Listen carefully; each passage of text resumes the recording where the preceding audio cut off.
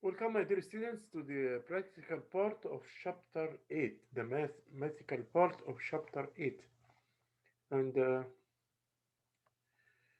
and it's very easy, and it will be like it won't take too much effort from you guys to understand it. And it will come like equation, and you'll just substitute. That's it. Measuring logistic performance, and this is, I believe, slide page 31 on chapter 8. Uh, So the law is the percentage of perfect orders equals 100%. Of course, 100% because you want to get it in percentage. So, so total orders minus orders with defects, which is more than one, by total orders back. Let us go to example directly. Let's go to example directly. I didn't share the screen. I hope that I didn't share the screen. I shared the screen. Okay. Okay. Here is the example back. Here is the law. Shall bring back the law of it. So percentage of perfect orders equals 100% multiplied by total orders minus orders with more than one divided by the total orders back. So it's divided by the total orders back. So here we go. Last year, Bartley Company experienced the following results: 5 point more million orders processed. So they have 5.4 million orders. 300 orders delivered late. This is late. And 25 incomplete. And 25 are damaged. 20 thousand orders billed incorrectly. So when you come to collect all of them, 30 and 50, 80 and 20, this is 100,000. These 100,000, which is collect of all these failures, were spread across 90,000 orders. Okay, so those failures are out of 9,000 order, 90,000 orders. So here, when we get the percentage of perfect, now first we'll see the failure. How much is the failure? Let me go and stop share so you can see, and let us solve it.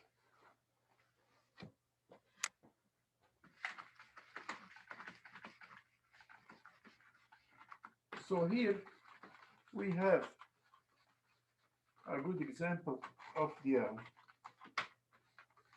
of how we will collect and calculate the part, which is he's saying all the orders were 5.4 million. All orders were 5.4 million. All orders, total orders, were 5.4 million. Great. Okay. Those are the total orders. Okay. The failure is failure. We will count the failure alone. So the failure is saying 30,000 delivered late. 30,000 plus. Also in the failure, 25,000 orders incomplete. 25,000 orders incomplete plus. There was also 25 damage. 25,000 damage plus 20,000 billed incorrectly. 20,000 billed incorrectly. So when you calculate this 30,000 and 50, this is 80 and 20, this is 100,000 orders equals 100,000 orders failure orders. Okay, those are 100,000 failure orders. He said, out of them, this in the example, this all are data there, spread across 90,000 orders. So these 100,000 failures were spread across 90,000 orders. So those from out of 90,000 orders. That means that this is the number which will take and put in the equation. How about the equation itself? The percentage of perfect orders. So perfect orders mean all the orders minus the failure. So orders, the perfect orders percentage equals all orders minus failure divided by the all orders. In simply, so this will equal 5.4 million. 5.4 million means 5,400,000 divided by, but we will cut out here the 90,000 which were failure. Then again the number back 5,400,000. Of course, this is in 100% multiplied by 100%. This will give you the percentage of 98.3 orders. 98.3% orders. This means what? 98.3% orders were correct, were right, in the right spot or on the right place. Now let me share the screen back.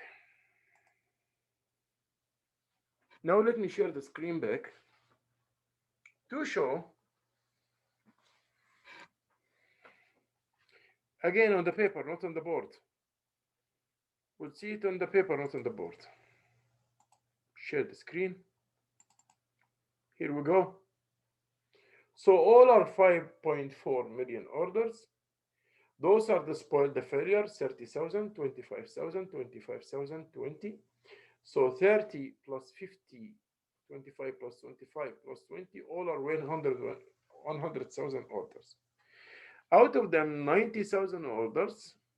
So those, the real number of the failure is 90,000 because he said like this, were spread across 90,000 orders. Okay. So to get the perfect ones, all the orders, 5,400,000 orders, minus the failure orders, 90,000, divided by the same, which is all orders, 5,400,000, and this is multiplied in 100%, it will give you 98.3%. So this is the first point. Now we'll go to the second example here, and both of them are very important in this chapter, chapter 8. It's about the location of the place which you will work in. Let me tell you something about this.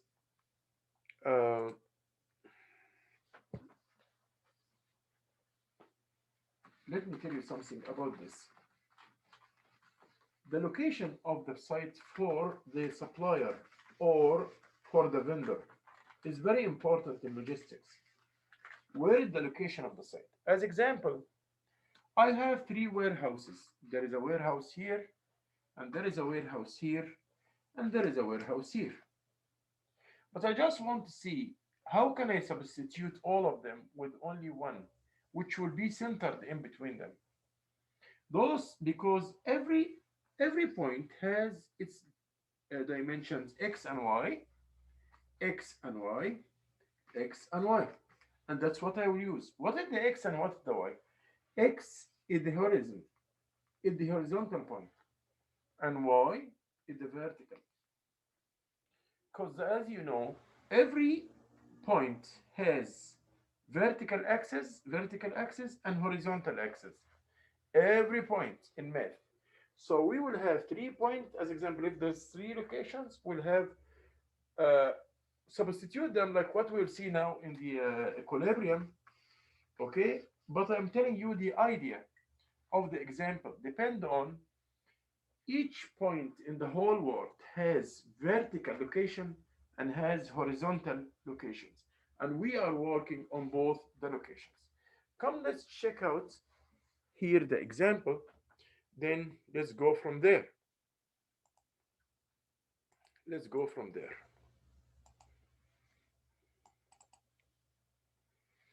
Like here you see logistic decisions models, weighted centers of gravity methods. A logistic decisions modeling technique that attempts to identify the best location for a single warehouse, store, or a plant given multiple dimensions, points that differ in location and importance. Okay, so as example, like you see here, we'll have y, the one which the coordinate one, will be wi by w, and x the same thing.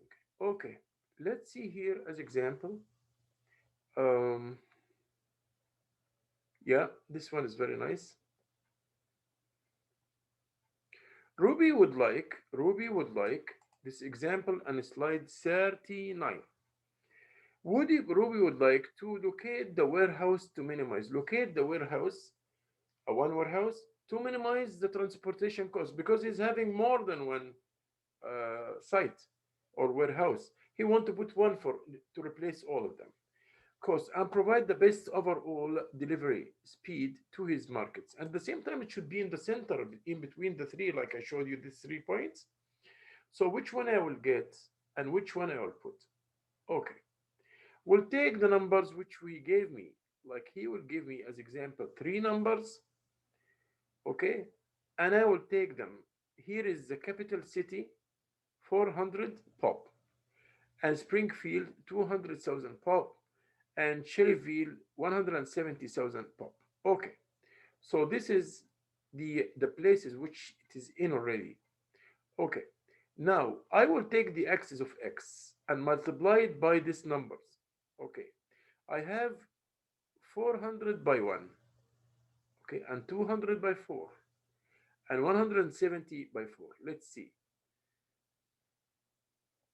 Let's see this. This is another example. Okay.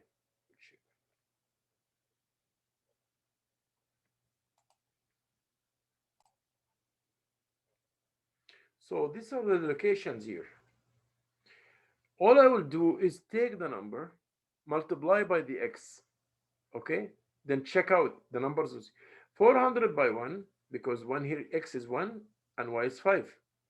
Leave y now, and let's work on x.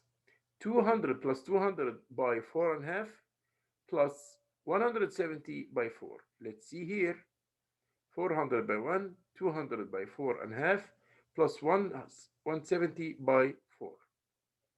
Look, 170 by 4. 200 by 4 and a half and 400 by 1. Okay, this is will be multiplied by 770. What are the 770? Which are 400 plus 200 plus 170. This will give me 770. When I multiply and finish, this will be the 0.2.57. So the proposed location for the point x will be 2.57. Will be 2.57. This is the proposed location for x. Same thing will do for y. As example, let us see. 400,000. We'll check out where is y here. We'll check out where is y. So 400 for y, you will multiply by 5. And 200, you will multiply by 3. And 170, you will multiply by 1. Then you will add all of them together. You will add all of them together. See, same thing, same idea. Here the y 400 by 5, 200 by 3, 170 by 1. Then you will add them. Then the point of y will be 3.6. Let me do it on the board and it will be clear for you guys when we show it on the board here. Okay. Again, this example, this man is having 3 points, 3 warehouses, and he wants to replace them with only one warehouse which will serve more and for him to save money, and it will be better for his clients as well. So he has, let us see the example. I will go to the example. Yeah, he has the first location is here. This location is giving $400,000, and the X is 1 and the Y is 5. 1 and 5. What is 1 and 5? This is the X, and this is Y. So the point 1 and 5 here. Okay.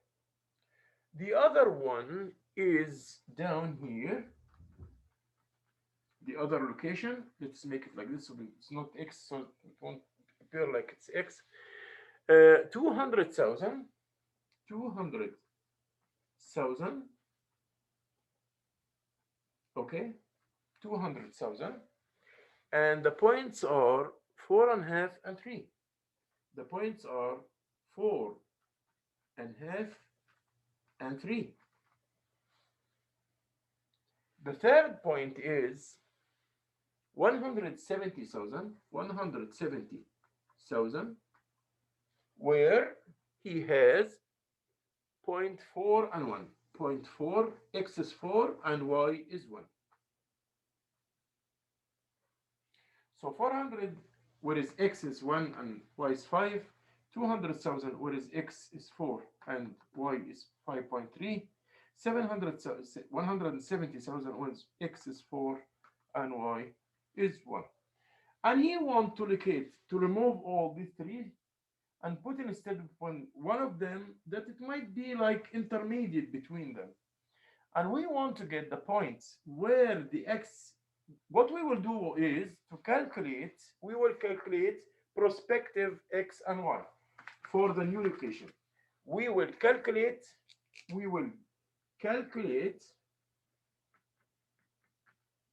X and Y for the new location.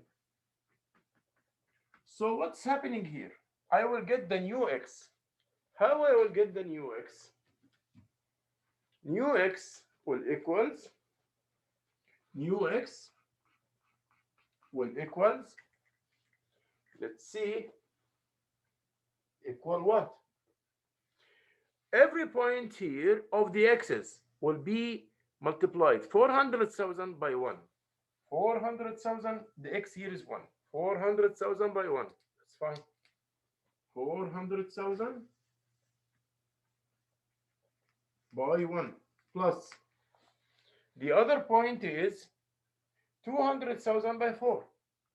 200,000 by 4 plus the third point is 170,000 by 4. 170,000 by 4. All this will be divided by the total numbers of 400,000 plus 200,000 plus 170,000. This will give me this number. Will give me 2.57. 2.57. So this will be the new X for the new site location will be when X is 2.57. This will be when X is 2.57. Okay. Let's go now for the point Y. The same thing. What we did for X, we write it here now. New X is 2.57. This is X. How about Y? Let us go to the example. Like we calculated X, we are going to calculate Y. So how I will calculate Y? The same root and the same stuff which we did just now. So to calculate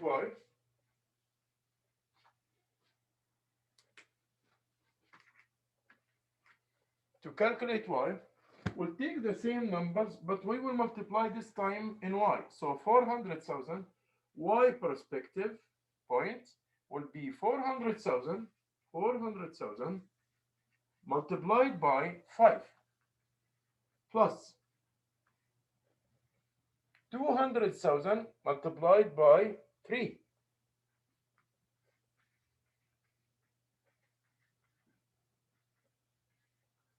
plus 170,000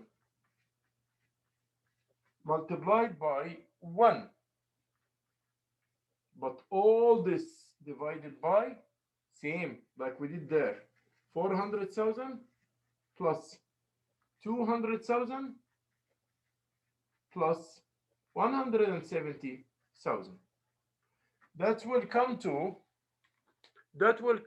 for point y 3.6, 3.6, 3.6.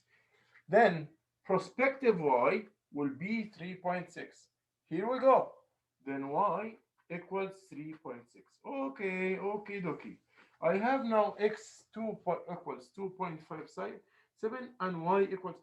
So it will be on, if I have a grid, and I draw it, it will be for x 2.57 and y 3.6. It will be almost here. Okay, and the point will be 2.57, 2.57, and 3.6. And that's how the final solution for this point. Let's see. Yeah, here it is. Let me share the screen back.